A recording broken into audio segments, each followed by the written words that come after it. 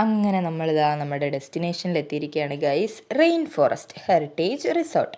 അപ്പോൾ ദേ ഈ ഒരു വില്ലയാണ് ഈ കാണുന്നത്. ഈ വില്ലയുടെ എൻഡിങ്ങിൻ്റെ അവിടെയാണ് റെയിൻ ഫോറസ്റ്റ് ഉള്ളത്. ഇത് റെയിൻ ഫോറസ്റ്റ് വന്നിട്ട് നമ്മുടെ കോട്ടയം കുടമാളൂർ കിംസ് ഹോസ്പിറ്റൽ പോകുന്ന വഴി, ആ ഒരു വഴി കയറുമ്പോൾ തന്നെയാണ് ഈ റെയിൻ ഫോറസ്റ്റ് ഹെറിറ്റേജ് റിസോർട്ട് വരുന്നത്.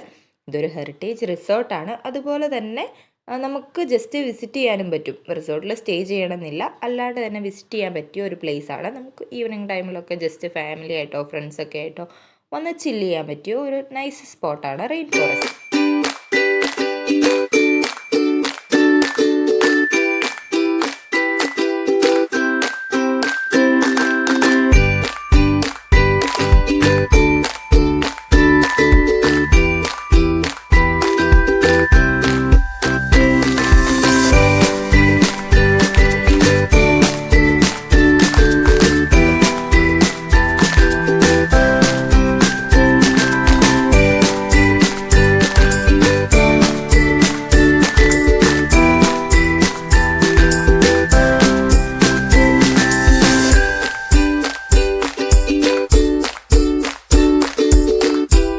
എൻ്റെ ഒരു പേഴ്സണൽ ഫേവറേറ്റ് സ്പോട്ടാണ് ഈ റെയിൻ ഫോറസ്റ്റ്.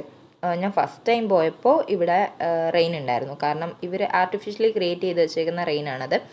അത് ഇവർക്ക് ഗസ്റ്റ് ഉള്ളപ്പോഴൊക്കെ അവർ ഇടുകളെന്ന് തോന്നുന്നു. നമ്മളന്ന് പോയപ്പോൾ ഒരുപാട് ഗസ്റ്റൊക്കെ ഉണ്ടായിരുന്നു ഇവർക്ക്. ഇപ്പം നമ്മൾ ആരെയും കണ്ടില്ല. എനിക്ക് തോന്നുന്നു അവരെല്ലാം പോയ ടൈമായിരുന്നു, ഈവനിങ് ടൈം അല്ലേ. പിന്നെ നമ്മൾ ഇവരുടെ റെസ്റ്റോറൻറ്റിൽ പോയി ലൈം ജ്യൂസ് കുടിച്ചു.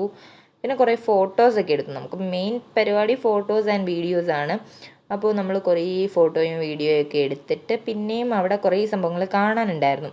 പിന്നെ നമ്മൾ കയറാവുന്ന കുറച്ച് ആക്ടിവിറ്റീസ്, അവരുടെ വാട്ടർ ആക്ടിവിറ്റീസ് ഉണ്ടായിരുന്നു. അതായത് മറ്റേ കൊട്ടാഞ്ചിയില്ലേ, ആ സാധനമൊക്കെ ഉണ്ടായിരുന്നു. ഇത് അവരുടെ ഒരു ഗുഹയായിരുന്നു, അവർ ക്രിയേറ്റ് ചെയ്ത് വെച്ചേക്കുന്ന ഒരു ഗുഹ. അപ്പോൾ അതിനകത്തൊക്കെ കയറി നമ്മൾ ജസ്റ്റ് ഫുള്ള് കറങ്ങി കണ്ടു. നല്ല രസമാണ് കാണാനായിട്ട്. എൻ്റെ അഭിപ്രായമാണ്, എനിക്കിതൊരു ഫോറസ്റ്റ് ആംബിയൻസ് എനിക്ക് ഫീൽ ചെയ്യാറുണ്ട്. കാരണം എനിക്ക് ഇങ്ങനത്തെ പ്ലേസുകളൊക്കെ ഭയങ്കര ഇഷ്ടമായതുകൊണ്ട് തന്നെ എനിക്ക് പേഴ്സണലി ഭയങ്കര ഇഷ്ടമാണ് ഈ ഒരു സ്ഥലം.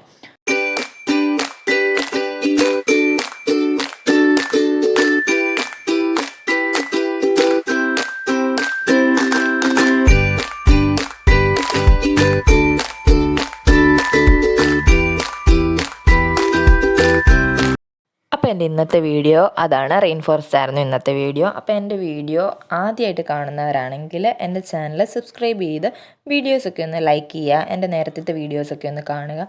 പിന്നെ എൻ്റെ ചാനൽ ഇതിന് മുന്നേ കണ്ടിട്ടുള്ളവരാണ്, സബ്സ്ക്രൈബ് ഇതുവരെ ചെയ്തിട്ടില്ല എന്നുള്ളവരാണെങ്കിൽ ഒന്ന് സബ്സ്ക്രൈബ് ചെയ്ത് സപ്പോർട്ട് ചെയ്യുക. നിങ്ങളുടെ സപ്പോർട്ടാണ് നമുക്ക് ഈ കിട്ടുന്ന സബ്സ്ക്രൈബും ലൈക്കും ഒക്കെയാണ്. നമുക്ക് സബ്സ്ക്രൈബേഴ്സ് കൂടുന്നതും ലൈക്ക് കൂടുന്നതുമാണ് നിങ്ങൾ എത്രമാത്രം നമ്മളെ സപ്പോർട്ട് ചെയ്യുന്നുണ്ട് എന്ന് നമുക്ക് മനസ്സിലാവുള്ളൂ. അപ്പോൾ അത്രേ ഉള്ളൂ. ടാറ്റാ, ബൈ.